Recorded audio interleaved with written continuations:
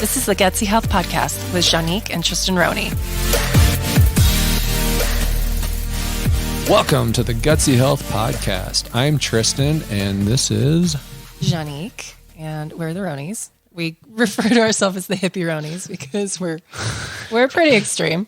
But yeah, this is a podcast where we talk about health and culture and nutrition and holistic nutrition, basically. and taking back your power. Yes. This is about empowerment first and foremost. Absolutely. So in this podcast today, what are we talking about, Tristin? We are talking about the healing pyramid. Yes, the Is that healing. right? Yes, it Good. is. And why the healing? Why the healing pyramid? Right? Like, how did we come up with this healing pyramid? We're also going to talk a little bit about culture, food culture, health culture, medical culture, culture around food addiction. Basically, how we have completely normalized food addiction and we don't even recognize that. I mean, from like sending your children to school and then being rewarded for reading a book with candy to going to karate and getting candy there. We're going to talk a little bit about that. Can you tell these are real life examples Yeah. that we experienced ourselves? Yeah, exactly. Like daily. But before we jump into that, you might be wondering, what is the healing pyramid? What is the healing pyramid? Okay. So if you haven't listened to our last podcast, or I guess it was our first podcast that we ever recorded, we kind of give you guys the story on how we created our Provo Health Clinic, where we do hyperbaric oxygen therapy, we do ozone therapy, we do a lot of nutrition counseling, blood work, and basically create these holistic healing plans for our clients. But what would happen a lot is we'd have these clients come that were really sick and we would do a hair DNA analysis and we would give them a food plan, and everyone wanted to jump to supplements and treatments, and they wanted to throw their money at stuff. Basically, it was, what is the least amount of effort I can put in to get the maximum amount of return? Exactly. And so I kept trying to explain to people, I'm like, we have to get the nutrition down. You can't repair a house without material. So if you're not getting the nutrition in and you're not giving your body the building blocks to heal itself, you're going to get in a hyperbaric chamber and your healing is going to be minimal, and you're going to be wasting your time and you're going to be wasting your money and your energy. We need to get the nutrition down. And so bad health is not an inconvenience that gets in the way of your life. Bad health is your life, right? Yes. Your health is everything in your life. So it's not just a piece that has to be dealt with. It should be the foundation. Well, and how many of our patients or clients actually say that managing their health is like a part-time or full-time job? Oh yeah, full-time job at least half the time when we see people. And a lot of people have spent like $50,000, $60,000. Like some people are in the $100,000s. When really we try to make it so basic and say, listen, nutrition, let's get down to the basics. Like, you have 3 opportunities every day to either build your body up or break it down. And how you do that is by what you put on your plate. It's like a bank account, right? Every time you eat, you're either putting money into your food health bank account or you're taking money out of it. Exactly. And if you keep taking money out, eventually you're going to find yourself in crippling debt. And the problem with debt is that it accrues interest, right? The same thing happens with your health. Once it reaches a certain problematic point, it continues to multiply the issues that you experience. And that makes it harder and harder for you to dig your way back up to good health again. Yes. So I'm going to keep bringing up the house analogy, and this is how I explain the basics of nutrition and healing the body to all my clients when they come in to do hair DNA analyses. So your body is like a house, okay, constantly under construction. A triangle-shaped house. Why a triangle shaped? Because it's the healing triangle. No. So, but no homes that are triangular are functional. So the pharaohs of Egypt would like to have a word with you about that. Weren't those grave sites though?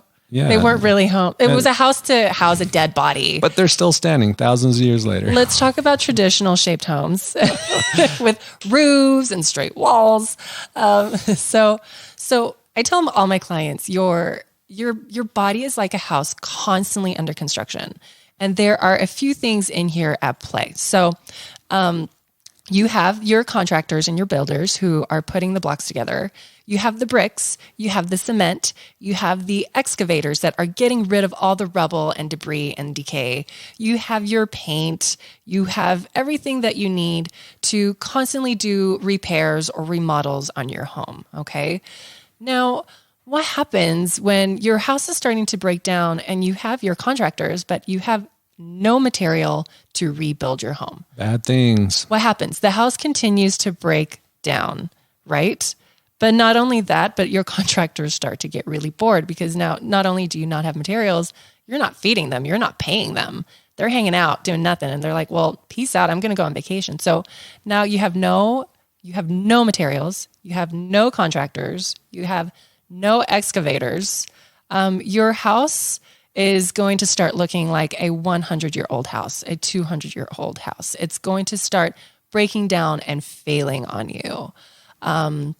So when it comes to the body, I always say the cement is like your vitamins and your minerals. The bricks are your amino acids. Your contractors is the energy metabolism. Every single cell has mitochondria that creates energy.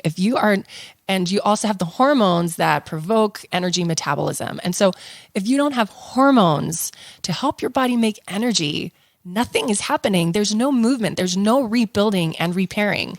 And the one thing the body is really good at doing is rebuilding and repairing itself when the materials are there, right? So hopefully, and again, I'm going to come back to that analogy a lot, you guys. So hopefully that makes sense. But we started so I came up with this idea with the healing pyramid, the nutrition pyramid of really showing people why nutrition is key. We need those building blocks. And then we can start implementing treatments once the building blocks are in place. Yeah, it really is about timing, right? People want to jump straight to the top of the pyramid where the treatments and the magic pills are. Mm-hmm. And there's a reason why those things tend not to work very well. And it's because they're not being done in the right order. Or they work for a short amount of time. And then they stop working. And then you go back to your doctor and they put you on a different supplement or a different medication. And then they work for a little bit and then they stop working. They're doing something, but it's not long-term. It's not addressing the root of the problem, the foundation of the house, and therefore it's not a permanent solution. Exactly. So the very bottom, and we're going to put a link in this podcast that you can go and actually see the healing pyramid. But the very bottom, it's like a 3-tier pyramid. The bottom is the nutrition. We need those building blocks. We also need to make sure that you're not eating food that is acting like a hammer to your walls in that house, right? So for instance, sugar is extremely inflammatory. Sugar in our like housing little analogy is like giving someone a jackhammer or giving a toddler a jackhammer and saying, go to town, like go and destroy and like break everything, right? Now to be clear, when we talk about sugar, we're not talking about it in the most general sense because sugar or carbohydrates, right, is a very important fuel source for the body. We need glucose in order to do everything that we do. That's the source of the glucose, right? When we talk about sugar, we're talking about refined quality and quantity. Mm-hmm. The quality refers to where does it come from? Yeah, like Juanique was saying, the refined sugars, the white stuff that we're so used to thinking about when we think of sugar. Exactly. That is the jackhammer to the wall of your house. Exactly. And bread too, like processed bread just gets metabolized back into sugar, which creates inflammation. Not to mention that most of our bread is made with wheat drenched in glyphosate, which is actually is the World Health Organization, I think, says it's probably a carcinogen. And so when you use words like that, probable carcinogen. Yeah, and when they say it's a probable carcinogen, you can bet your bottom dollar that it is actually a carcinogen. And in case you are one of those skeptics that thinks that's just fear mongering, because there are a lot of things on the WHO list of probable carcinogens that are maybe not as bad as they make it sound. But in this case, there are actual lawsuits going up against Bayer, which recently bought Monsanto, for specifically exposure to glyphosate. And these people are winning their lawsuits against a gigantic multinational corporation. And it's not just because the world is going to hell in a handbasket. There's actual evidence supporting that. And there's even evidence that Monsanto knew about the carcinogenic effects of glyphosate and didn't tell anybody. That's pretty damning. Yes. And but I guess that's kind of sidetracking. Yeah, I know. Sorry, guys. Oops. So going back to the bread and the carcinogens, like, again, those are just jackhammers in this house that needs repair. Same thing goes with dairy. We're actually going to do a massive podcast, a podcast on dairy and go into why dairy can be really inflammatory. And there is a difference here as well. Dairy doesn't necessarily have to be a problem for everybody, but once again, it comes down to a couple of things. First is the source. You can't just go to the nearest grocery store and buy the cheapest gallon of milk they've got. That's going to be a problem for you. Yeah. The only really safe sources of dairy, if you actually start looking into the kind of the chemical makeup of what happens when they process the dairy, it needs to be raw and it needs to come from pastured animals. Exactly. And, but again, like, there are some people that even if it was raw dairy, like their bodies still can't handle that. And that's because of the other really important factor, which is, once again, timing, right? You need to first build up your foundation so that your body is able to utilize that dairy in a healthy way. Exactly. Otherwise, you're going to run into problems. Like trying to lift a 300-pound weight your first time to the gym. Yes. You're going to have a bad time. You need to start with the 10 pounds, right? And the 10 pounds in this scenario are vegetables. Not dairy. Not dairy, exactly. Not processed foods, not sugar. We're starting with the basics, the least inflammatory foods out there. We need to get the inflammation down so the body can start healing itself again. And so that's why I said in the beginning, you have 3 opportunities a day to either build your body up or break it down. So how are you going to choose that? And again, but then people get overwhelmed. They're like, well, where do we start? You know? And so that's why, one, you talk to people that can counsel you through that. And then you get on a program that hand holds you through that as well. Like people that know what they're talking about. And we could go back and forth and we'll talk in other podcasts too on the culture around these different diets, right? Keto, paleo, Atkins, what other ones are really popular? One of the issues people run into is they try to find the one true diet, right? It's like a religion search, except for with food. And veganism. What almost always ends up happening is that you become a bit of a zealot and you go 1,000% in on at least your belief, although your adherence probably isn't that great.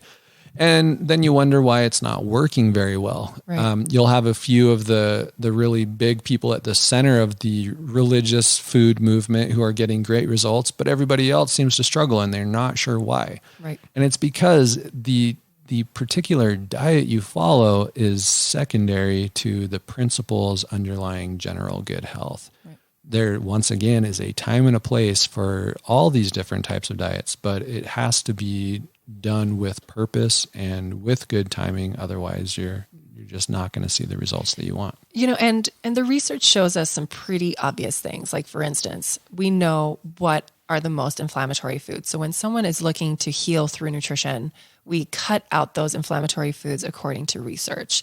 And then research also shows that people that eat a mostly plant-based diet get a lot of healing and a lot of repair and feel amazing. So there's these key factors, right?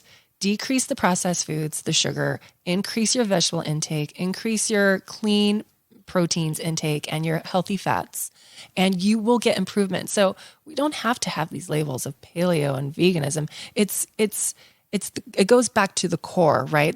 What the research is saying, what the common denominator is with all of these diets. And I think it might be fair to say that the concept can be summarized in the word whole foods. I guess that's two words, but if you're eating whole foods, meaning things that don't need ingredients to create, right? It's going to be the things you buy at the store, and it is the thing that you are going to eat. It's the fruits, it's the vegetables, it's even the meats, right? They are complete foods on their own, and they don't need 15 different ingredients. They don't even have a label for the most part because they are what they are. Exactly. The things that your great-great-grandparents probably ate because that's all that was available from the farms that were in their town. Exactly.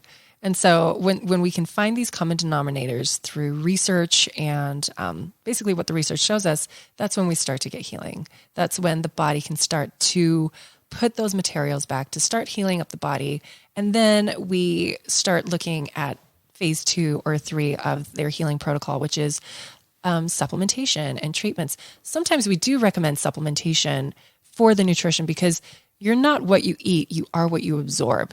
And so when people are having massive gut dysfunction, sometimes you need to hire out contractors, right? Going back to our house analogy, you have to hire out contractors to help repair everything and put it back together again. And so I love when my clients come to us, I love putting them on digestive enzymes because it's such a game changer for them. And it helps take the strain off of their own digestive tracts and systems and really helps them utilize or maximize their absorption and utilization of those vegetables and fiber and fruits and proteins and all that stuff. And in those cases, really, hopefully in all cases, our goal would be to make it a temporary remedy because we would hope that what we're doing is rebuilding the system from the ground up, getting that strong foundation for the house so that you're not in need of all these extra contractors, so to speak, all the time. But it can take time, especially if you think of, for a lot of us, it's been decades of poor eating habits, poor lifestyle habits, and basically poor health. Abusing your body with all these really inflammatory foods. Or even if we're trying to do well, if we haven't been successful at it and we've been chronically ill for years and years, we can't just expect that changing our diet for a few weeks is going to turn things around dramatically. Exactly. It's not impossible. It's a process. It takes literally months. Yeah. I mean, it might be fair to say that for every year you've had bad health habits, you need at least a month to reverse that. I just made that up. There's no evidence for that, but it sounds good to me. So let's go with it. It does kind of fit our experience too, that people who have been sick for a long time need more time to heal. Exactly. Which means that it requires those dreadful things, patience and faith. Exactly. Kind of going back to when I was diagnosed with Graves' disease, if you listen to our first podcast, we found out that I had Graves' disease pretty early on in the game. And so that's why, so I had Graves' disease for about 5 months. And then it took me about 6 months to heal that up. Now, there are people that have had Graves' disease for years. They're not going to heal up in 6 months. It's not going to happen. It might take them 2, 3, 4 years, but it's not, but it's going to be a process. They're going to start feeling better and better and better. It's not going to be more like they're implementing all these things. And then at the 4-year mark, they're a brand new person. Right. So there is definitely a timeline depending on how much damage control we are doing within the body. And one of the other things that happens is that when someone has a symptom show up and they go see their doctor, the doctor gives them a medication, and that medication does not address the underlying issue, but it does mask the symptom. So it's like taking your car in for a repair and all the doctor's doing or all the repairman is doing is switching off the check engine light. So there's still problems with the engine, but the light is off now. Right. And so you may not be noticing the effects of your ill health, but that doesn't mean that your health is good. And so once again, when you actually start making the foundational lifestyle changes that are going to lead to true good health down the line, it can take more time because your body has been in an unhealthy environment, an unhealthy state of being for so long. Exactly. So that's the first tier, nutrition. Nutrition is super important. Let's talk about the second tier, which is movement and stress. Which one should we hit first? Those are both so important. I want to hit stress first because I think stress is so massive. We're really stressed out society and it doesn't serve us at all. So research shows that some of them, if you're familiar with epigenetics and methylation processes, basically methylation helps your body perform all of its functions beautifully. You mess up your methylation processes and you start getting disease and you start getting all kinds of issues, arthritis, brain fog. So So research shows that a lack of sleep and stress is actually one of the worst things you can do for your methylation processes. So are you talking about the Bruce Lipton stuff right now? No. I'm just talking about research that I've referred to in my classes and lectures and stuff. Gotcha. Okay. Mm-hmm. So, but the Bruce Lipton stuff absolutely plays a role in stress. All right. And we can talk about that if we want. Well, we'll see. Maybe if we have time later, we can go into that. But it's this idea that what happens on a cellular level tends to ripple out to the rest of our world, and our cellular state of being is affected by our stress levels. Absolutely. There's a Chinese medicine parable, and you're going to be like, wait, that doesn't make sense because we just spoke about nutrition in massive depth. But there's this Chinese parable, and I hope I get it right, but it says, rather eat bad food with the right mentality or the right mindset than the right food with the wrong mindset, because that is way more damaging. And I think we have actually, we see that a lot where people are eating perfectly and yet they are still really sick, but they're also so stressed out. Stress is very inflammatory for the body. I mean, you think of the chemical and hormonal processes that have to come into play with stress. I mean, first, your adrenals have to pump out loads of cortisol, which over a period of time is very inflammatory for the body. And not only that, but it takes your body away from a rest and digest state. How can you heal and repair if you're not resting, if you're not digesting, if you're not absorbing, if you're not able to reset your body? Exactly. And so in our society, I think we almost glorify being busy, being this go getter. And we don't give enough credit for keeping still and meditating and taking time out for ourselves. I don't think there's any almost about it. Our society absolutely kind of idolizes the people who are going 24 hours a day. And we cover up our fatigue with huge amounts of caffeine and other stimulants. And then at night, the only way that we can get to sleep is by taking really strong sleeping pills and sedatives. And it's a roller coaster for our body. Not the good kind. Exactly. So we're messing up our hormone system. We're creating all this inflammation.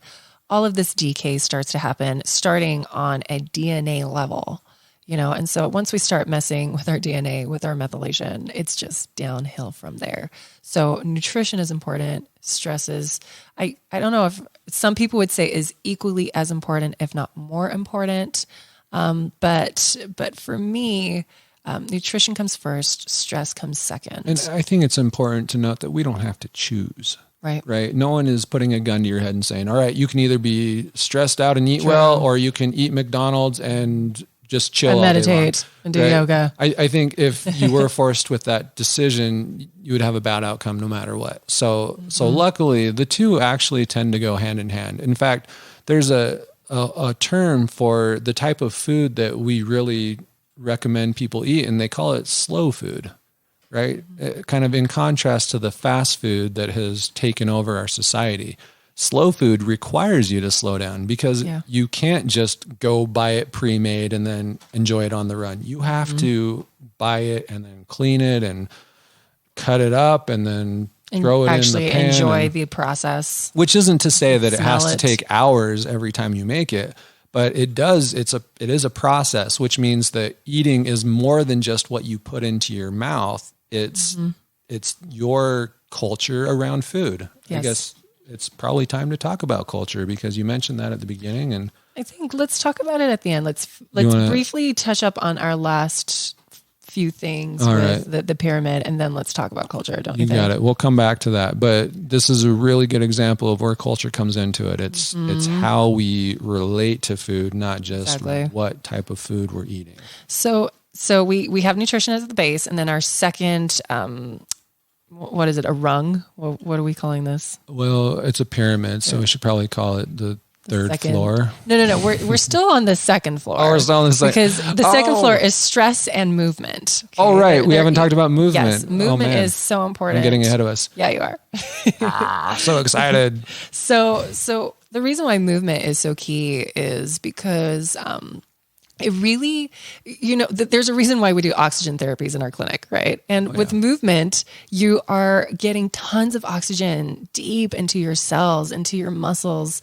It helps to build and repair your body, but stronger even. And we're not just talking movement, like a brisk walk. Like you have to take your body to the edge, because that is where massive amounts of healing and repair and growth comes into play. So we just talked about how terrible stress is, and now we have to almost take it back, because there are different types of stress. And the type of stress that is good for you is called eustress, EU stress. Good stress, true stress. This is what we're talking about here. When you exercise, you are creating a phenomenon called hormesis. And what that is it is stress on your body that your body then responds to by becoming stronger, right? Every time you lift a weight, if it's hard for you, your body's going to say, wow, that was really hard. We should probably prepare so that next time that big weight comes along, we're ready for it. And therefore your muscles kind of get bigger and stronger, and then you put heavier and heavier weight, and everyone knows how that process works, but it applies in many different ways in our body, not just to the size of our muscles. Exactly. And also, especially because, again, cancer, right? I did a lot of cancer research back in the day, but they showed that people with breast cancer and colon cancer who, after doing treatments, they're in remission. People that exercised, I think it was 30 minutes a day, 5 days a week, their remission rates were cut in half, which is actually way more successful than any of the cancer drugs out there. Yeah. And so like those studies were extremely profound in the medical community. They started realizing just how important exercise is. And it goes back to getting high amounts of oxygen in your body, getting good blood flow, getting that good stress on your body that helps your body get stronger, endures longer, right? Like it actually, it stimulates your body to produce new blood vessels so that you can get blood throughout your body more efficiently. Exactly. I mean, the benefits of exercise, I don't know if anyone's going to argue with us on this, but they are almost limitless. Also, like the way your body transfers nutrients to every cell and tissue and organ in the body is through the blood system. So when you're exercising, you are amping up that delivery mechanism to all the cells in your body, all the tissues in your body. But not only that, there is an organ in your body that thrives off of movement, and that is your brain. Like literally What? You know this, you're a psychologist, but when you move, like your brain stimulates all kinds of happy hormones that I can't remember all of them. You probably know all of them, Tristin. Well, one of the most important is called BDNF, which is brain-derived neurotrophic factor. And what does that do? And that is essentially like a super growth hormone for your brain that just makes everything better. Your memory, your cognition, the whole thing. I mean, you want to prevent Alzheimer's, you want to exercise, right? You're making your brain younger. Exactly. Like you're slowing down the deterioration of your brain through movement, through exercise. Because again, like your brain controls the body, but then the body stimulates the brain. It's this kind of like feedback loop from receptors to whatever, right? And so you want to make sure that that feedback loop from muscles to brain and brain to muscles is constantly going and constantly being practiced over and over and over again. You want to utilize your brain through the movement of your body. Not only that, but constant education too, right? It helps with memory. It helps with new neuron production. But specifically with movement, your brain was designed around movement. It's beautifully integrated to have movement throughout the body. If you want a really deep dive into that brain movement connection, there's an awesome book that we listened to, an audiobook back in the day, Spark. Oh my gosh, incredible. John Rady, I believe. He's a medical doctor actually, and he's just done some just fantastic research on it, but he just goes into a lot of really interesting depth on all the connections between your brain and getting exercise. And if you want to get motivated to start running and exercising again, that book is, I just cannot recommend it highly enough. It's been out for a few years now. It's like 2010 or 11. We listened to that, I think, back in 2010. Yeah. Maybe 11. I don't know. But it's still just one of the best books out there for that topic. Well, and not just like cardio, but like weight training, high intensity interval training. They all stimulate the brain in different ways. And so is one superior to the other? No, absolutely not. We should be doing all of them. Like you should be doing bits of cardio. You should be doing bits of weight training. However, if you are someone that's listening to us and you have severe health issues where your body cannot sustain movement just yet, then this is something that you might have to come back to later once we started healing and repairing the house a little bit more. So you start where you are able to start, right? For you, that might mean walking around the house one extra time a day. A lot of people that are actually very sick, they do sauna, and sauna literally, it's kind of the lazy version of exercise. It's like a cardiovascular exercise, but just mostly your cardiovascular system. And so if someone out there is really sick and they're listening to us, taking a hot bath, if you don't have a sauna, like do a hot bath, try and soak in it for about 20 minutes. You want to get sweating, right? We want to lubricate your joints and your blood vessels. And we want to get your heart rate up a little bit. So it's pumping more oxygen to your tissues. It's pumping more nutrition and nutrients and vitamins and minerals to your cells.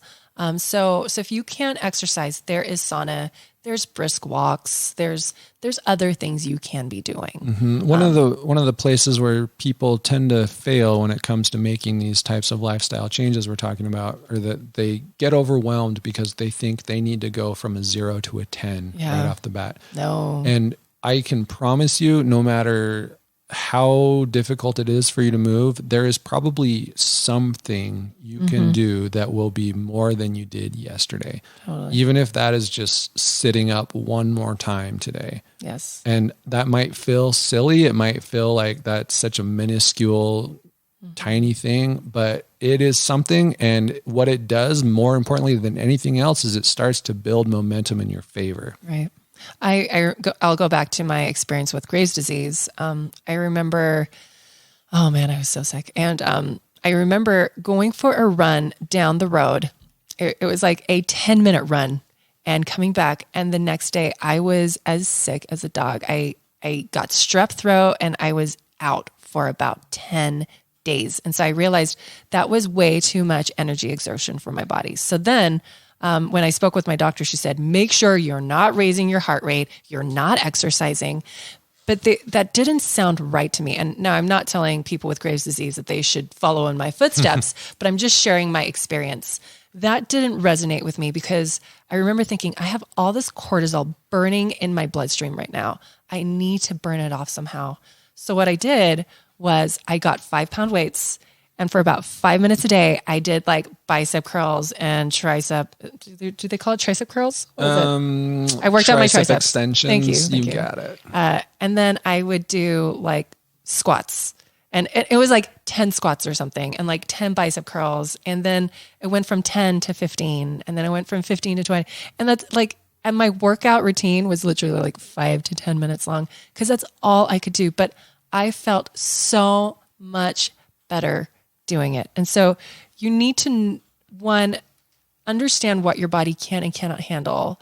And then two, like try something, listen, like intuitively, what do you think your body can do? Don't try and punish it with exercising massive, like start off slow and then break the exercise to your body gently.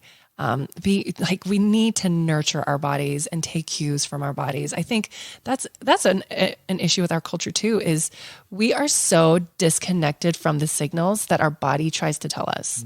So disconnected. We don't listen to the signals of breakdown. We just pop ibuprofen, right? I mean, and we're talking like these subtle signals, like how many people have brain fog? How many people are tired and they caffeinate? Like how many people, like if you're listening to us, did you drink caffeine today? It's okay if you did. We're not judging. Yeah, we're not judging, but how dependent are you on caffeine? Like, what is your relationship with caffeine? Like, why are we trying to force our bodies? Why are we not listening to these cues? Right? Like, because your body should be able to make energy where you're not exhausted in the mornings. You're not exhausted throughout the day. Where did that dysfunction come from? Listen to those cues, meditate on them. And if you are ready to make the jump, then jump and change some lifestyle habits that you have. On a similar note, how many of us out here are weekend warriors where we will go months without exercising and then all of a sudden we do a 50-mile hike, right? Or we play the world's most intense game of basketball. And of course we end up injuring ourselves and feeling awful. And then we don't do anything again for 3 more months. Right. I mean, we've been there ourselves and we've known people who they would literally do nothing for a month and then they would go do CrossFit twice in a day. Jeez. And then they would be laid out for 2 days straight because their body hurt so much. Right. That is not good stress. So that is bad stress. So eustress, right? That's what you called it? Eustress? Eustress is good stress. Eustress is good stress. Distress is bad stress. Exactly. So there's healthy stress and not healthy stress. So be mindful when we're when dealing with your stress demons. Okay. Shall we talk about the third tier of the healing third pyramid? floor of our healing pyramid hotel? Yes. So the third floor is treatments and supplementation and medications. And now, if you are a listener and you've been to a doctor recently and you had a health issue, they jumped straight to this tier of medication, right? They didn't talk about stress. Oh, unless you had a really good doctor that's like, let's talk about stress, right? Let's talk about nutrition. Or if you were in an emergency situation, which is where medications mostly belong. Right. But most doctors, and I mean, naturopaths are even guilty of this. DOs are guilty of this. Like alternative health practitioners are guilty of this, where a patient will go into their office and they are sold hundreds of dollars of supplements, maybe even thousands. And that is where everyone is starting, or they're being put on medication, or they're being put on a treatment plan. And they are not getting long-term results. So then they go to another doctor and another doctor puts them on their treatment plan or their supplements or their medication. And they don't get help. And then they go in the medical merry-go-round again to another doctor. And it's the same old thing. How many doctors talk about those first 2 tiers of the healing pyramid? And so here's my theory, and I can't say this is true, but doctors don't want to talk about nutrition because it is hard. Well, and they don't know anything about it. They weren't trained on it and they haven't done the research on it. Well, even those that are trained on it, right? They say, fix your diet, right? Or it's really hard to coach people through these lifestyle changes. So doctors don't even want to talk about it. They just want to put them on supplementation and be done. Right. Yeah, they don't have the time to support someone through a lifestyle change. That's really, it's not their job. We shouldn't expect them to do that.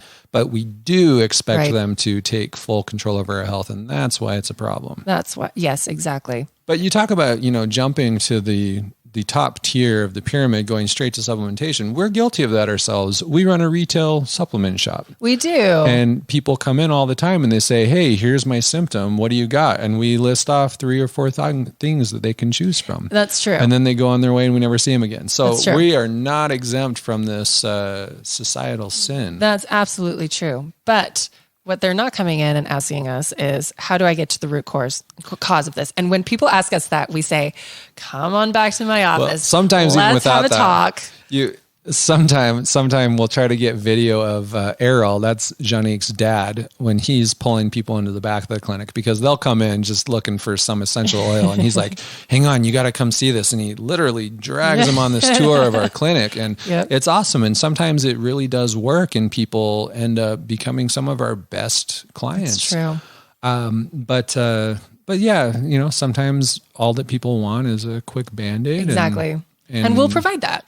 Because our Band-Aids are relatively safe. Exactly. But if people want to get to the root cause, you bet your, I can't swear on our podcast. Patootie. You bet your patootie that we are going to bend over backwards to help you find answers and help you change your lifestyle and support you through that. But again, if you want a Band-Aid and you want a supplement or an essential oil or an herb, we'll list off 10 for you. So At what point is it appropriate then for someone to start looking at supplements and medications and treatments? What do you mean? How do you know when you've given enough time to the two lower floors of this pyramid? That's a great question. It's so individualized. Like for instance, like our Lyme patients, sometimes nutrition is not going to hit it. So we have to put them on pretty hectic protocols where we are weeding, what we call weed and feed, right? Where we're using herbals and enzymes to break the biofilm of the Lyme bacteria. And then we're testing to see if that's successful. And if it's successful, we take them to the next phase of treatment plans, which is hyperbaric and then ozone, because we want to make sure. But again, it's so different. And like I said in the beginning, if my clients are not absorbing their nutrients, if they're not absorbing their food, if they're making all these lifestyle changes and they're still not breaking it down, they're gassy, they're bloated, they're uncomfortable eating their food, that's when I say, okay, we need to support your nutrition through some supplementation, which is digestive enzymes and hydrochloric acid or something else. Yeah. And now that you mention it, even when we have people come in who we're going straight into a treatment protocol, the ones who tend to have success with it, or they're more likely to have success, are the ones who are at the same time making those lifestyle changes, particularly with the nutrition. So, and they're managing their stress. They're doing their homework. They even ask, like, there's those people that ask, what books do you recommend? And I always take them to Biology of Belief and The Untethered Soul. Biology of Belief is Bruce Lipton, which came up earlier in this episode. And he talks a lot about the interplay between our kind of our inner world and our outer world. Yeah. So maybe that's a good transition and then, from the pyramid, right? To talk about. Have we covered everything else that we wanted to? I don't know. Have we? Well, you're the Sorry, guys. We're consulting our little bullet points here. Let's start talking about the biology of belief. All right. But basically, and this kind of encompasses everything, right? Where the cells in your body are constantly in communication with the environment. And so your nutrition is part of your environment. Your stress is part of your environment. The way you interact with relationships is part of your environment. And your cells are going to react according to those stressors, those good stressors and those bad stressors. So if you're stressing your body and your soul basically with bad food, bad relationships, bad stress, you are going to experience dis-ease. But if you incorporate healing foods, non-inflammatory foods, if you are creating boundaries in your life with those toxic people and you are seeking out people that are like-minded like you, that lift you up, that make you feel good, if you are controlling your stress, you're sleeping, you're putting yourself first, you're reprogramming your negative tapes, your cells will respond accordingly. Your DNA will respond accordingly. And so I think that that metaphor you just used, the tapes, is extremely important here. And we've talked about this in different metaphors, which is the stories that we tell ourselves, right? The stories that we're given and the stories that we tell ourselves.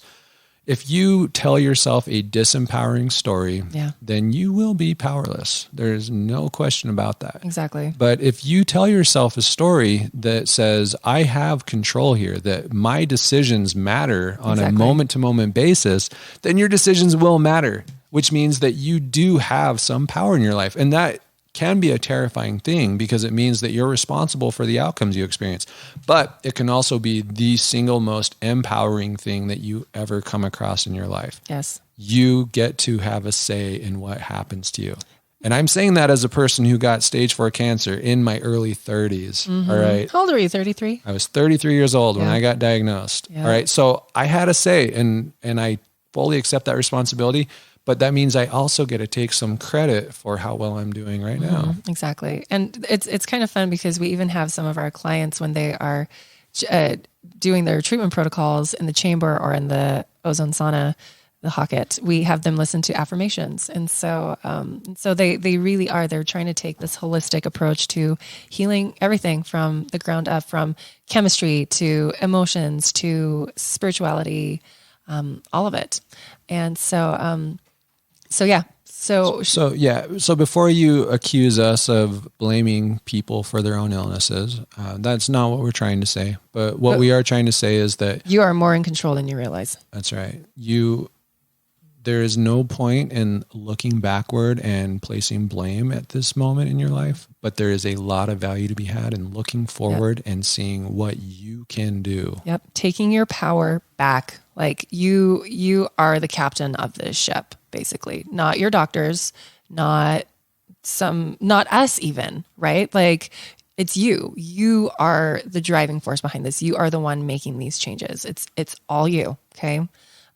Can we briefly, before we wrap up, can we talk about culture, or should we leave that for another episode? I think we have to. We've teased it so much. I know. It would be unfair to leave it unsaid at this point. We still have a little bit of time. So I just want to briefly talk about, because now we're done talking about the healing pyramid, but I want to talk about why implementing this healing pyramid is so hard. It sounds easy. Like we talk about it, it's like, just eat better food. It is really hard because we live in a culture that completely normalizes our food addictions, our sugar addictions. This starts from young. I mean, think about it. You send your kids off to school, right? Let's even say preschool, and they come home with a bag of candy because they did something right, or it was someone's birthday, just because they showed up, or just because they showed up, or they go to karate and they get candy for just showing up to karate, right? We reward ourselves with candy. We reward ourselves with dessert.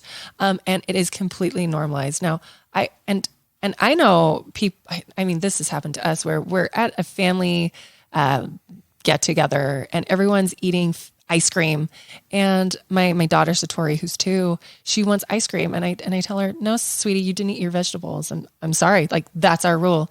And then I'm shamed by my family members. They're like, oh, come on, just let her eat the ice cream. This is part of the culture, right? Where we are unsupportive of people implementing healthy lifestyle changes because the culture, again, I keep saying this over and over, we've completely normalized candy.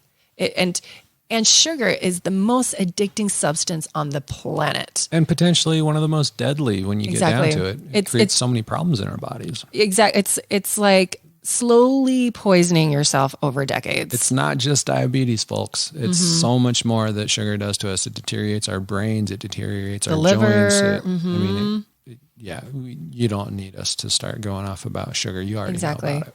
But yet you turn around and we're handing it to children left, right, and center. So we need to recognize that the reason why these changes are so hard is because our culture has set it up that way. And we need to recognize that in our daily lives and our relationships with our schools, our karate places, our friends, when we go out to eat. Like it is so embedded in our culture, and even in like the commercials on TV, right? And once we can recognize this, then we can start implementing those changes. Which isn't to say that just because you recognize it, suddenly it's easy, right? It can be an extremely lonely road to make these types of lifestyle changes, especially if everyone around you, particularly your family, thinks that you're crazy and they want to bring you back, right? They don't do it intentionally, but they drag you down because they don't want you on a different level from them. Well, and I know throughout my entire life, I've eaten really well compared to most people. I mean, we've eaten really well in the past 3 years, but I remember when people would ask me if I wanted to eat something, I'm like, no, I'm okay. And they're like, you don't need to lose weight. You can eat that. And for me, I'm like, and I'm a pretty skinny person. And so for me, I'm like, no, this isn't about weight. Eating well is not weight. It's not how I look. It's about how I feel. But again, it's that culture, it's that reaction of, why are you eating vegetables? You don't need to lose weight. No, you need to eat vegetables to stay alive. You need to eat vegetables to live a good, like vibrant life where I can keep up with my kids without having back pain and joint pain and brain fog, right? I want to be an involved parent. That's why I eat vegetables, not because I want to lose weight, because I want to function. Yeah, one of the kind of chidings that you'll hear when you start doing this is when people say, oh, well, moderation in all things, right? As if to say that we should only moderate how healthy we eat. And Right. that's the best thing. Another cultural slap in the face, right? Absolutely. I mean, if you want average health, then go ahead and have an average diet. But the average health state in this country is absolutely terrible and not one that I would choose for myself. Exactly. And so even just with the examples that we've given you, can you see how eating well is so shamed? And yet no one bats an eyelid when it comes to candy, when it comes to processed food, when it comes to pizza, when it comes to hot dogs. No one bats an eyelid. And so we need to reveal this culture for what it is and push back against it, because you deserve a healthy, vibrant life. And so now I realize that we're asking you to walk a very fine line, because on the one hand, we talk about the importance of eating really, really healthy. And on the other hand, we talk about the importance of not getting too stressed out. And Exactly. we fully realize that eating really, really healthy can cause you a fair amount of stress.